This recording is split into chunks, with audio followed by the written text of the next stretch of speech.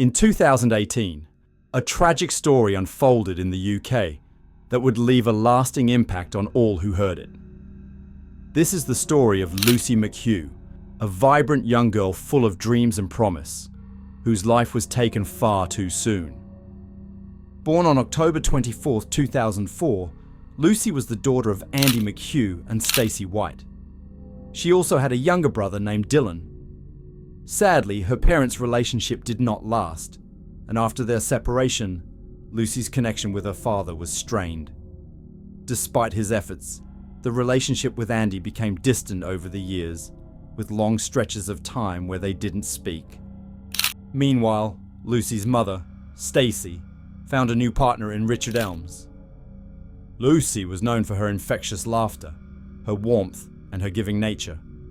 A naturally happy child, she loved to have fun and was always full of energy. Although she was her own biggest critic, she maintained an optimistic outlook on life. Her interests spanned sports, music, drama, and art. But above all, Lucy cherished family adventures, especially trips to the beach.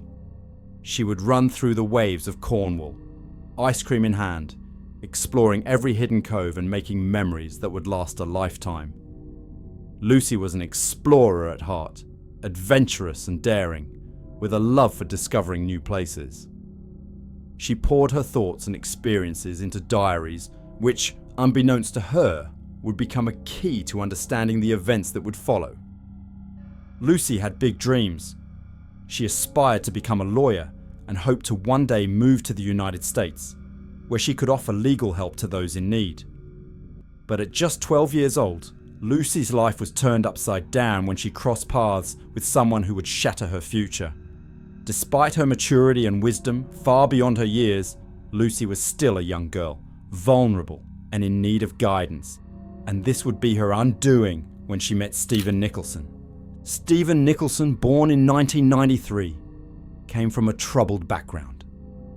His early years are shrouded in mystery, but it's clear his childhood was far from ideal. By the time he was 13, he had been placed into a children's home, a stark sign of the neglect he had faced. Growing up in such an environment led Stephen down a dark path. He became involved in criminal activity early on, and by the age of 14, he was using illegal substances. In one shocking incident, he used a bladed weapon to threaten the staff and other residents of the home. He forced them into a room, holding a knife to a female worker's throat while demanding money. He also stole keys and tried to make an escape, but the police caught up with him, and he was arrested. His charges were serious: false imprisonment, theft, affray, possession of a knife, aggravated vehicle theft, and more. However, the youth detention center, where he was placed, didn't provide the rehabilitation he needed. In fact, it seemed to fuel his violent tendencies. During his time there, he took part in an alarming incident where he and two other inmates barricaded themselves in the canteen, armed with knives. The situation escalated when Stephen attempted to stab a prison guard who was fortunately protected by a stab-proof vest. It was clear at this point that Stephen was a dangerous individual, and his violent behavior was only growing worse. As Stephen transitioned into adulthood, he found himself bouncing between different places to stay, eventually settling in a flat. It was here that he learned to tattoo, a skill he would use in troubling ways. Among his tattoos was the word freedom etched above his eyebrow, a tattoo that would later feel deeply ironic given the crimes he would commit. In June 2012, when Stephen was 18, he came into contact with a 14-year-old girl named AB. She wanted a tattoo, and Stephen agreed to meet her and her friend, despite the fact that neither girl had their parents' consent.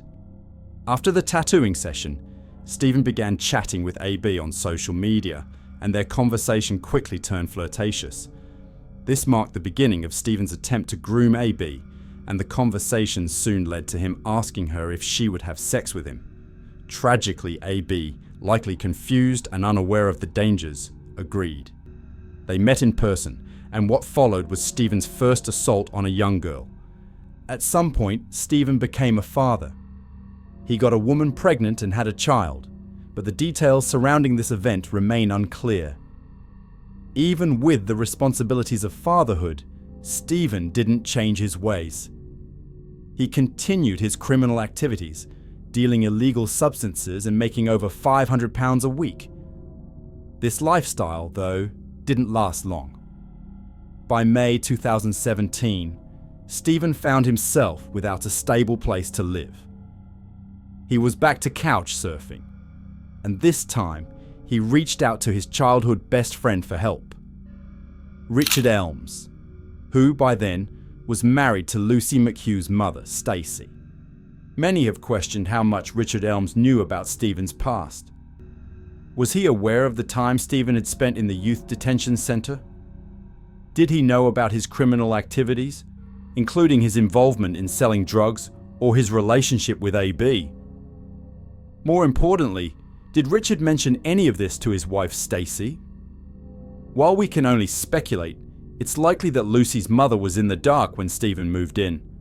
After all, Stephen didn't come alone. He brought with him a set of unusual pets, which were far from the common household animals one might expect.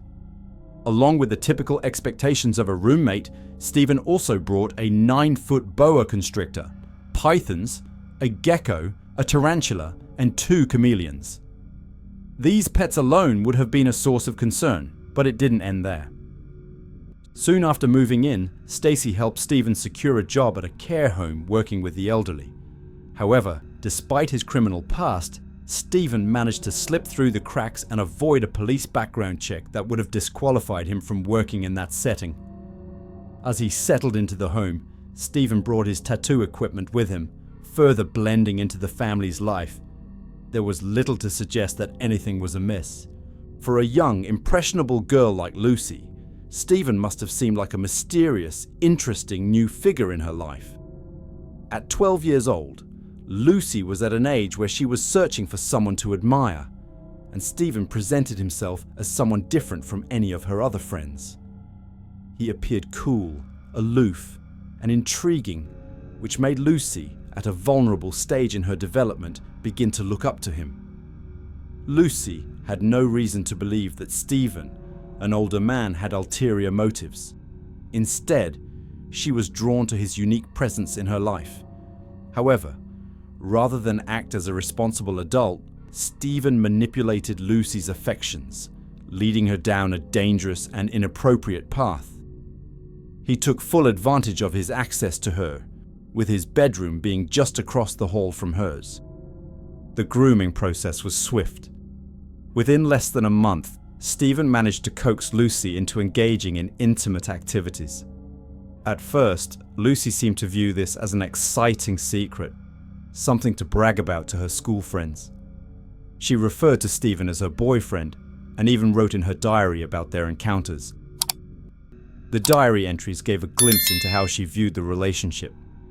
At the time, Lucy seemed to have convinced herself that this was normal. She was young and impressionable, and Stephen's attention made her feel special. One particular diary entry describing the night she lost her virginity was haunting. Lucy's excitement about the relationship didn't last long, though. As time passed, Lucy began to change. The carefree, bubbly girl who had been so eager to share about her relationship with Stephen became increasingly withdrawn. Her anxiety grew, and her diary entries began to reflect a deep unease. She started to question what was happening and began to recognize that something was terribly wrong. Stephen's behavior had shifted from flirtation to manipulation and force. He grew more controlling and violent, making Lucy feel trapped. She wrote in her diary about the time Stephen would choke her during their encounters and would continue despite her pleas for him to stop. She tried to escape by locking herself in the bathroom, but Stephen would find ways to continue pushing the boundaries of what was appropriate. One of her diary entries, titled simply Abuse, described how Stephen would make her do things she didn't want to do and would ignore her protests. In a deeply troubling moment of clarity, Lucy wrote, "Whatever this is, it has to end." For someone so young, Lucy's understanding of the situation was strikingly mature. She knew something was wrong, and she recognized that she was being manipulated and abused by Stephen. Her awareness was a turning point, showing that Lucy, despite her youth, was beginning to understand the gravity of her situation. Around this time, rumors started to spread at school. Lucy's teachers became aware of the situation and raised concerns. They called her mother Stacy into the school for a meeting, where they confronted her with the allegations. However, Stacy appeared to be in denial, refusing to believe that the man she had allowed into her home could be capable of harming her daughter. Lucy, caught between loyalty to her family and fear of the consequences, denied everything. To Stacy, it seemed like the school was meddling in their personal lives, so she decided to remove Lucy from the school and sent her to a different one. Although Lucy denied the accusations to her teachers, they weren't willing to let the matter drop. They referred the case to the multi-agency safeguarding hub, initiating a formal investigation. Southampton City Council launched an urgent review after learning that Lucy had a much older boyfriend. However, despite the alarming nature of the situation, the investigation was ultimately dropped after Stacy insisted that Lucy was not in danger. This begs the question, how could such a serious claim be dismissed so easily? The lack of action only deepened Lucy's isolation, pushing her further away from her family and friends. Meanwhile, tensions within the household increased. Lucy and Stephen started having explosive arguments, hurling insults at each other.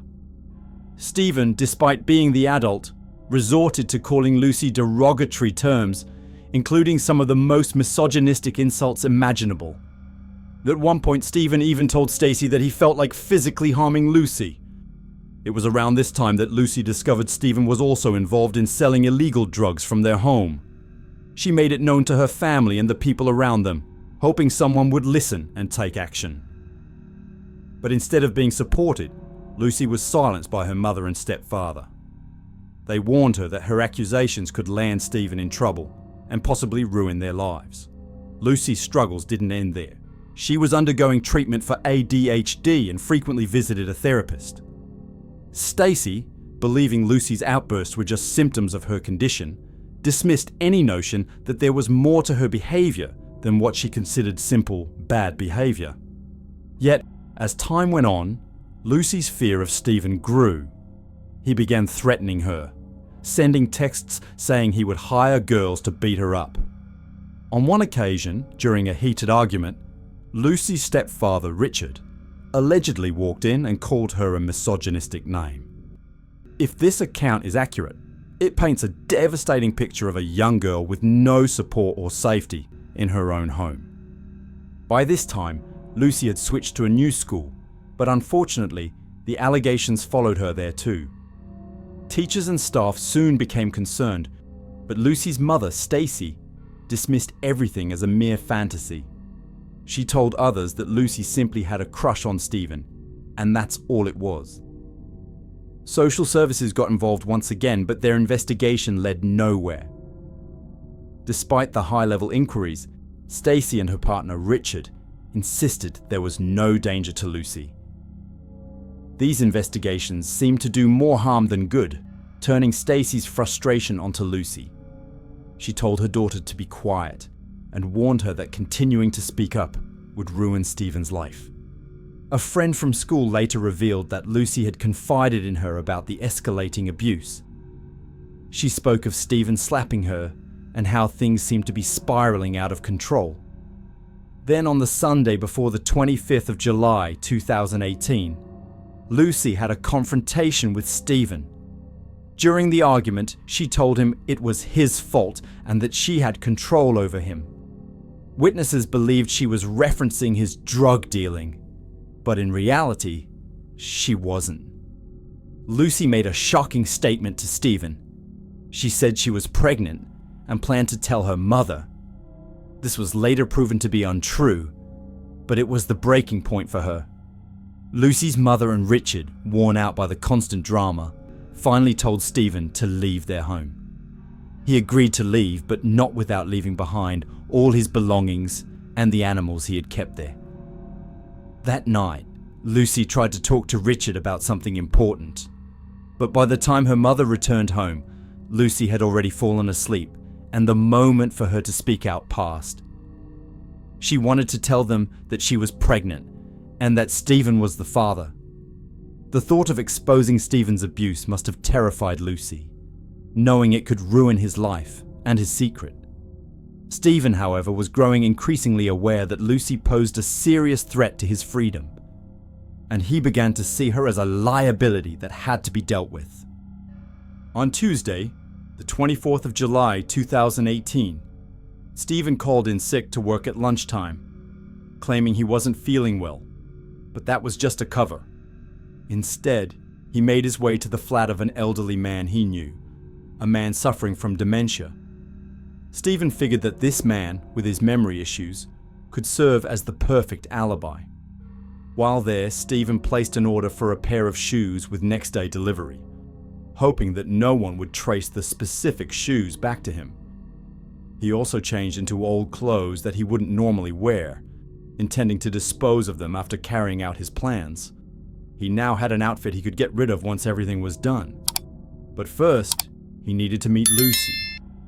On the 25th of July 2018, Stephen was able to convince her to meet him at around 9 a.m.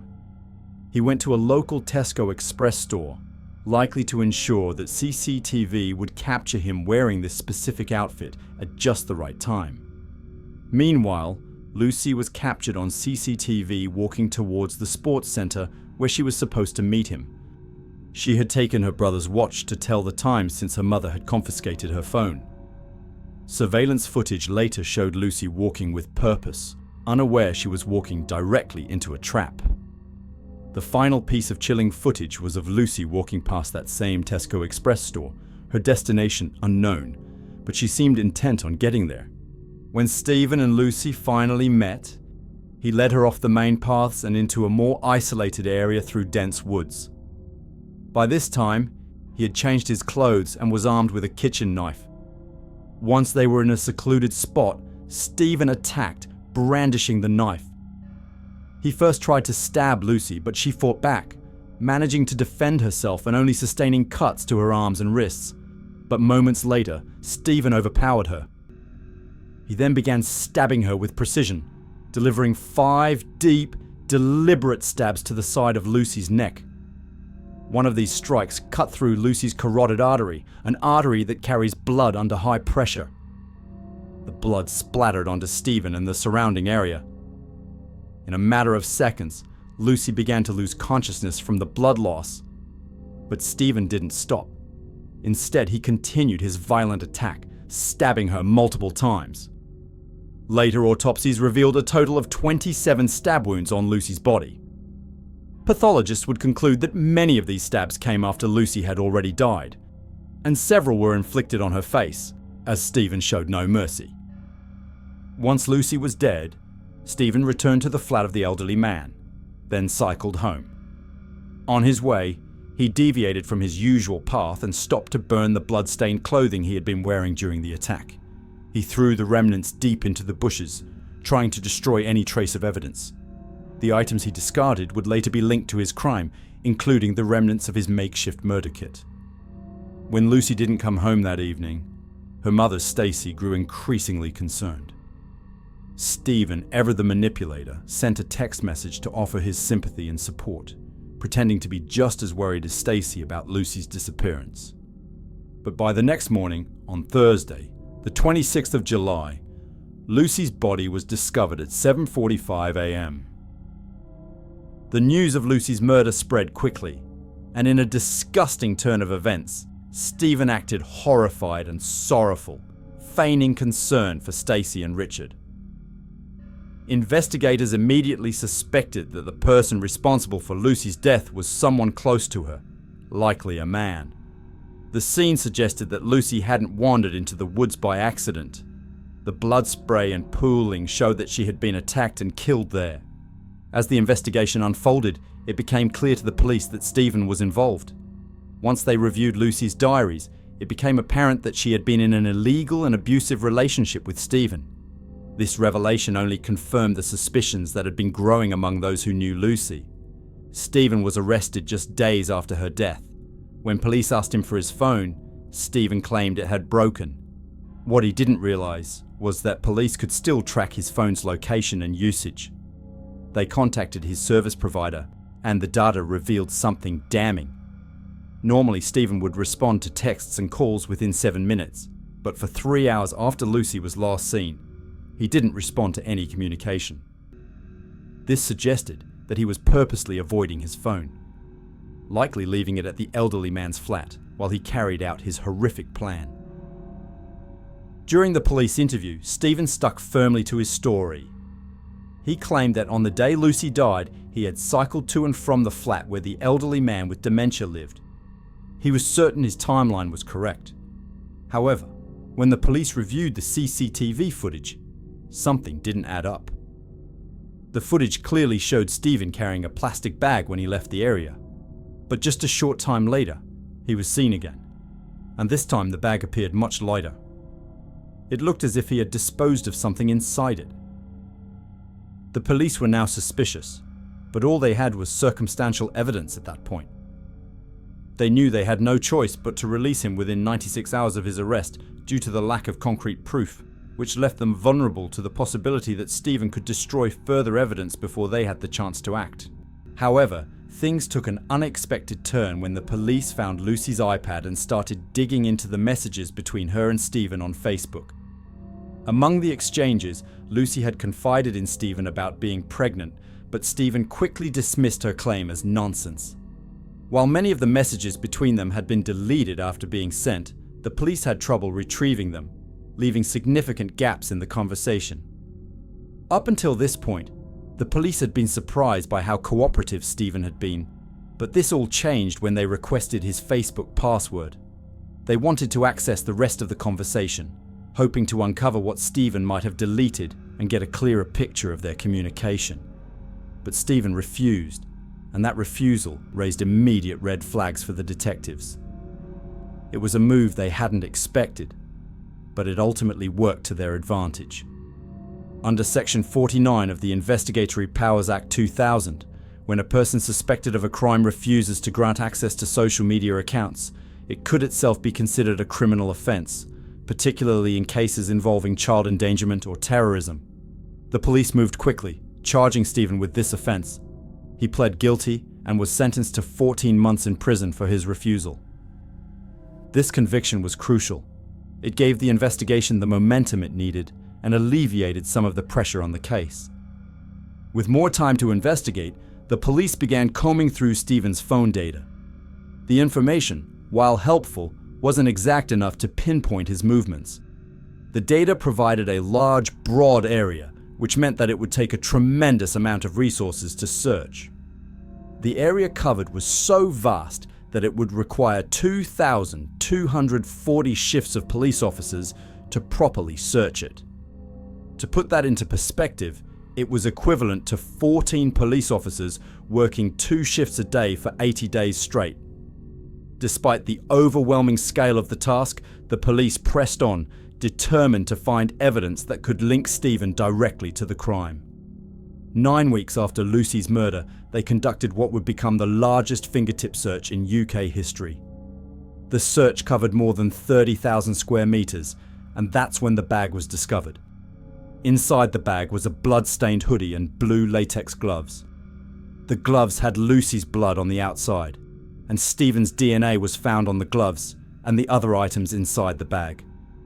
This finding was a breakthrough. Stephen was promptly removed from prison, presented with the evidence, and seeing the weight of the case against him, his jaw dropped in disbelief. He was officially charged with the murder of Lucy McHugh. Earlier in the investigation, I made mention of a young girl named AB who had been manipulated and assaulted by Stephen. AB, showing incredible courage, came forward to tell her story, knowing it would help the case and lead to Stephen's eventual conviction. With her testimony, the trial moved forward, and the prosecution soon highlighted several aggravating factors in the case. The most significant factor was Lucy's vulnerability. She was just 13 years old. The prosecution also pointed out the chilling premeditation involved. as the evidence suggested that Stephen had carefully planned his actions. They painted a horrifying picture of the brutal and violent nature of the attack, emphasizing how Stephen had also tried to mislead the police and divert their attention. In the end, Stephen was found guilty of Lucy's murder and of assaulting AB. When it came time for sentencing, the judge addressed Stephen with these words: "Stephen Nicholson, on the morning of the 25th of July 2018, you murdered Lucy McHugh, having exploited her in an utterly selfish and depraved way. She was just 13. Your selfishness and your savagery have blighted her family's lives forever. The sentence is one of life imprisonment. You will serve a minimum term of 33 years, and after that, a parole board will determine whether or not you should be released." Throughout the trial and afterward, Stephen showed no remorse for the pain and devastation he had caused Lucy's family. He showed no regret for his actions. In stark contrast, Lucy's family continues to battle with immense sorrow and regret. The case has left an indelible scar on their lives. To make matters worse, Lucy's stepfather, Richard, has been unfairly labelled as complicit in the crime by members of the public, resulting in numerous attacks on him. The entire case surrounding Lucy McHugh is deeply tragic, an event that should never have occurred. For the city of Southampton, the 25th of July 2018 will forever be a dark and painful chapter in their history. We'd love to hear your thoughts on this heartbreaking case. What do you think should have been done differently? And how can we better protect vulnerable young people like Lucy? If you found this video informative or moving, please consider subscribing to the channel if you haven't already. Don't forget to give it a like and share it with others. It really helps us keep telling important stories like this one. Thank you for watching, and see you in the next one.